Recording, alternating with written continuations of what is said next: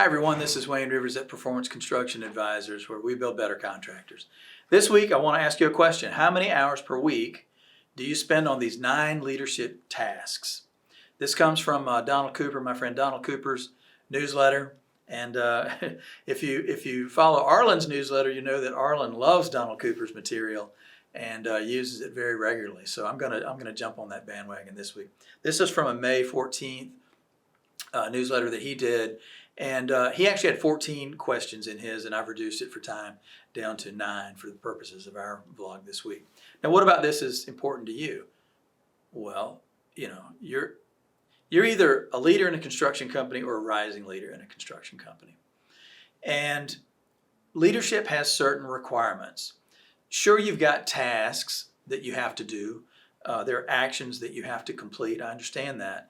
But that tends to be lower on the totem pole of importance when you become a leader.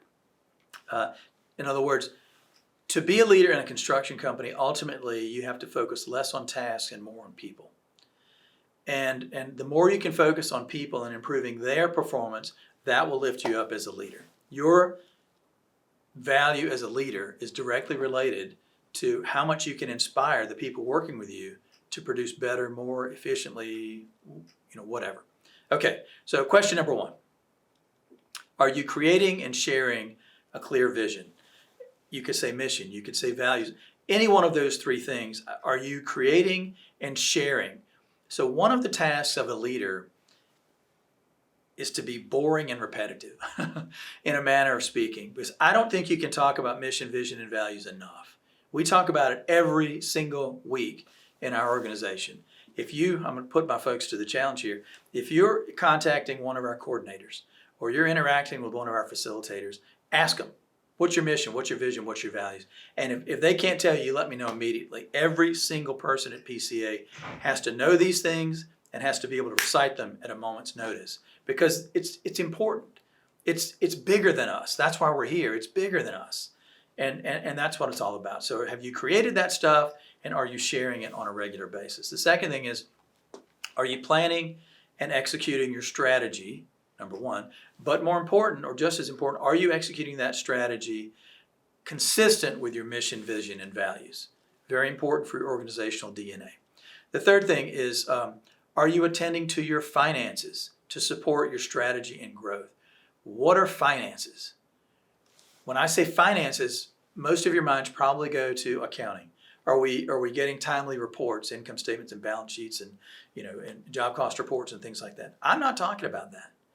That's history, right? You can't affect that. We booked it, right? On the June 30th, boom, that period ended. We booked it. It's not changeable now, except maybe for the accountants making end of the year adjustments for taxation. I'm talking about finances. I'm talking about looking forward. Where are you going to be at the end of this year? Where are you going to be in 2026 and 2027?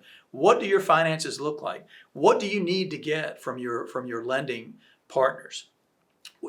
Is your line of credit sufficient to allow for the growth that you have coming in 26 and 27, etc.? What are your finances? Let me make it simple. Accounting looks backward and is history. Finances look forward. I'm talking about finance. How much time are you spending on finance? How much additional learning do you need to have a real grasp of finance? Not accounting. Forward vision, finance. Number 4, are you soliciting feedback, and are you listening to your team? Are you asking your folks questions? And then, asking them questions is important, but I think it's a lot more important to listen to their answers. You can get so much valuable feedback. Now, is it true that people won't always be perfectly honest with their supervisors or their leaders? Yes, of course. They may say some things they think you want to hear, but still asking the questions. And if you think they're just saying things that you want to hear, dig deeper. You're smart enough to do that. You're insightful enough to know when somebody's sort of leading you around. All right, the 5th thing, are you delegating tasks and projects, and are you following up to hold people accountable? What's the saying about following up? The people that follow up rule the world, or something like that. But right, first of all, are you delegating? If you're not, that eventually you're going to run into that brick wall. You've got to delegate. And then once you delegate, you've got to hold your people accountable. It's as simple as that. Number 6, big for us, are you showing appreciation to other people? Are you thanking people for what they do? And it's not just the big things, it's the little things. The other day, Claire saw some mail that I had put on Karen's desk. It wasn't urgent, and Karen was out that day, so the mail was going to be delayed 24 hours.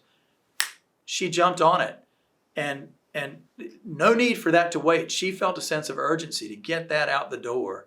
And I gave her a big thank you for that. She didn't have to do it. And actually, there was no urgency, but the sense of urgency to get things done is what I was applauding. To not let things lay around, to not let things wait. The sense of urgency. There's something I can do. Boom, I'm doing it. That's what I think was wonderful. So the little things in your organization are often just as important as the big things. Number 7, are you evaluating customer satisfaction? Every week when I come in, every Monday, there's a stack of quality assurance reports on my desk. This time of the year, it's usually 1 report per week.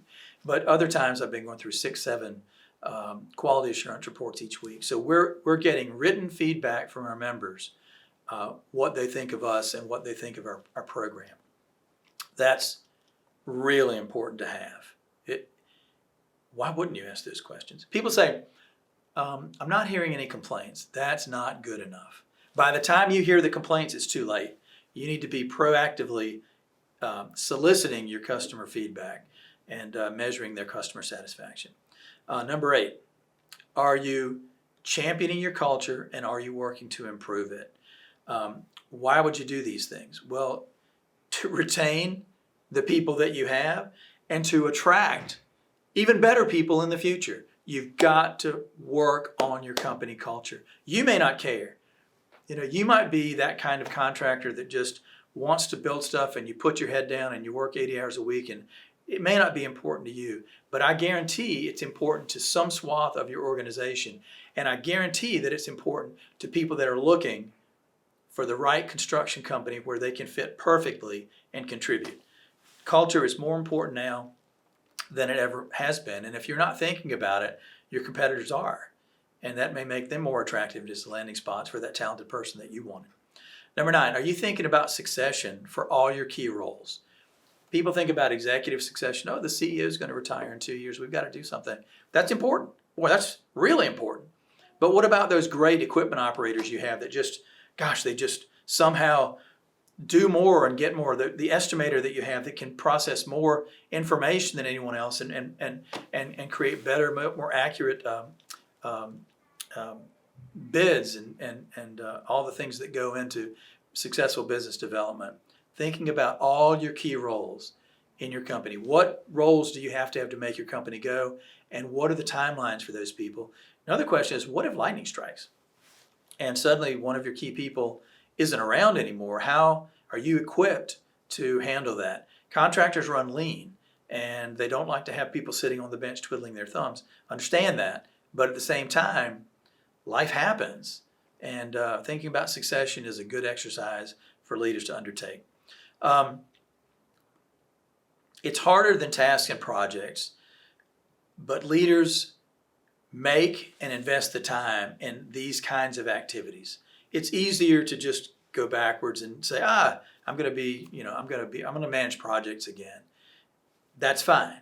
But if you really aspire to be a leader in construction or any other industry for that matter, you've got to be focusing on the things that make good leaders good. What do you think? Email me at wrivers@performanceconstruction.com. And this is Wayne Rivers at Performance Construction Advisors, where we build better contractors.